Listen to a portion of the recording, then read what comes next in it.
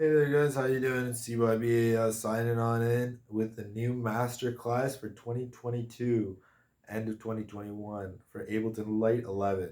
I run exclusively Abelton Lite. I don't run the studio package. I think it's too overpriced for my budget. So without further ado, we're going to get into the video, but before we do, I'm just going to go give a quick overview of what we're going to go through in this video. So the last year's video I did was very generic. I wanted to just give the general master chain just for people that already are up to speed of how to record, how to get proper mic levels and stuff. But this one is going to be a bit more in detail for beginners that are just purchased Ableton Lite and want to make some music. So let's hop on in and we're going to go and show you a couple tracks. Probably I'm going to be working with a track off Underdoggy called Back to Me, and I'm just going to open that up in Ableton Lite, and I'm going to show you guys what I exactly do in here to get the sound that I want.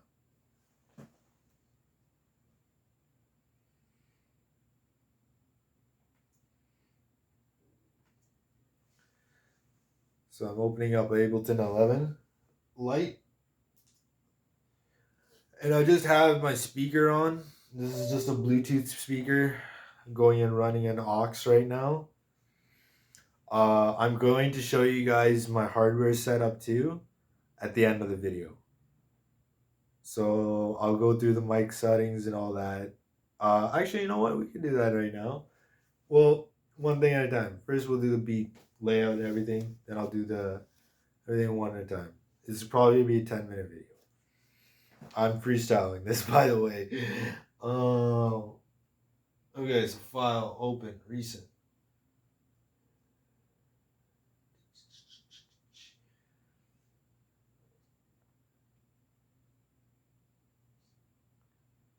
Right here, this was the file name. It's called Horny. I don't know why I called it that, but I did. Probably because it's got horns.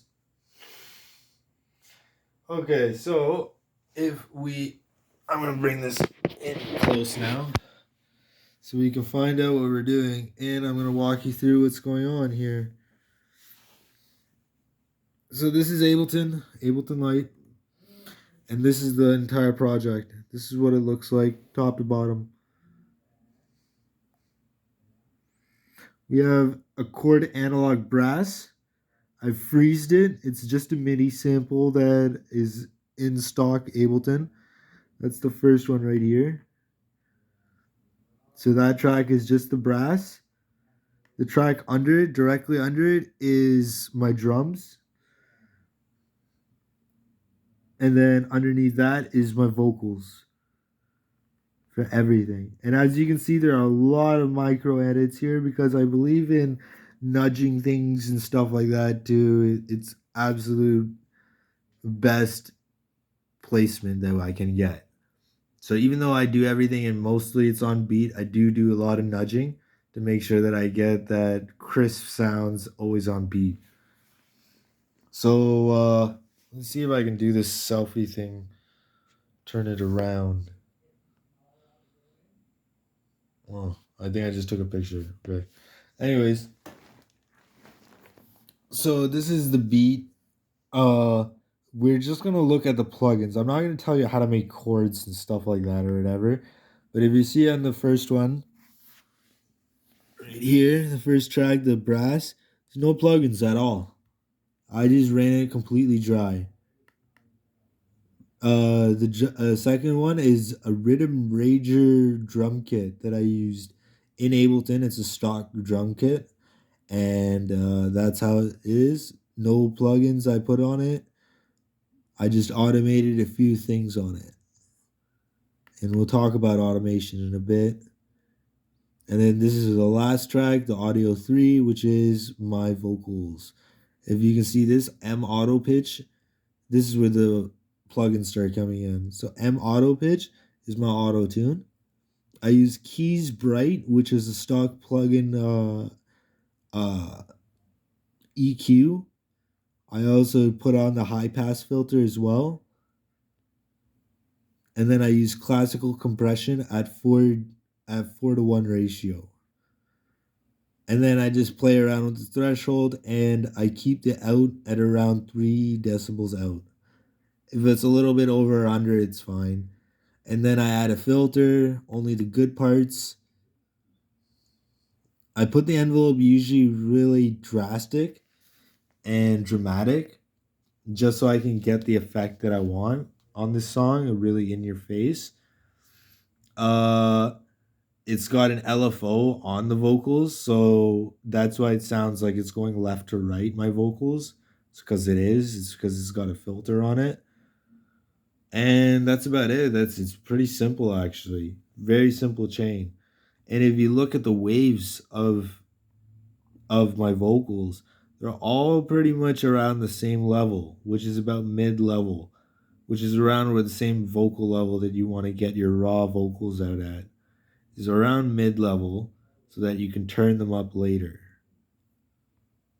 Then if we look at the master track, this is exactly what mastering gets down to. This is what it all boils down to, is right here. Mastering comes down to this little tab right here. Master. That's why they call it master, because you click on the master tab and then we'll see the plugins. And I have a car listening environment plugin. So this is a free audio effect in Ableton Lite 11, and it's basically a really good mastering tool. So what I do is I usually put this down to comp gain at around 25 to 35, and then I keep everything pretty much the exact same. I turn down the ambience all the way to 0, and that's about it. It's just basically a limiter, but it's good for cars and general sounds, you know? So that's what I use for my mastering. I like to keep it stupid. I like to keep it simple, and that's just what works for me. So this is how everything works out in the end. Auto tune too. I might as well go over auto tune. My auto tune is with Melda. So this is M auto pitch. Let's see if I can get this angle right. Oh, okay. M auto pitch. Open it up, and that's it. It's just an A minor. That's how I've been singing everything. Depth is 100%. Speed is 0. That gives me subtle auto tune that is still on point. That is still like aggressive. And then you probably heard the song, but we'll just play it just for the heck of it.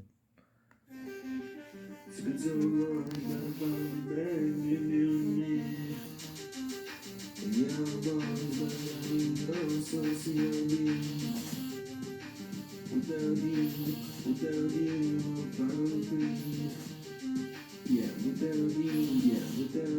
get back to me.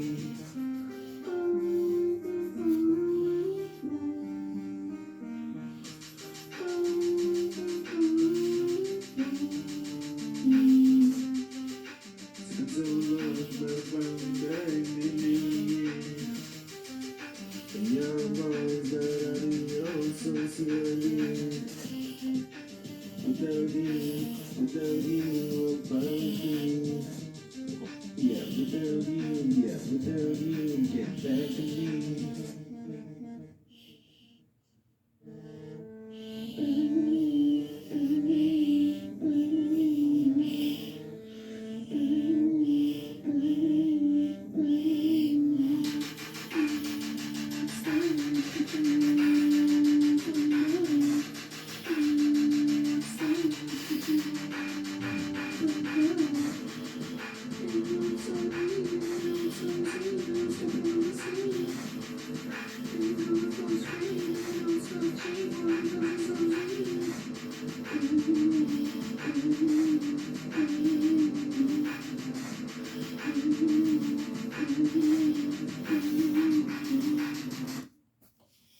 Good. Well, that's the song. I want to keep this under 10 minutes. So thank you guys for watching, and make sure you like and share. If you learned something, make sure you comment in the comment section below so other artists can go and maybe learn something from you.